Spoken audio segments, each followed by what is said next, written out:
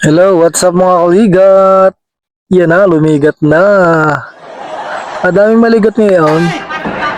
Quality. Tandaan niyo ba dati nung hindi pa uso yung mga cellphone? More ano na pa tayo, tula-tula. Eh, biglang pumasok sa isip ko yung mga tinutula namin dati. Kasi noon wala pang cellphone, puro TV. Wala pang sariling TV. Nakikinood lang sa kapitbahay.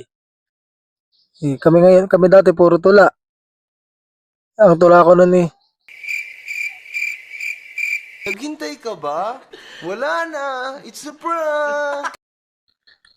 yung aking tula dati na naaalala hanggang ngayon, yung tungkol sa babae.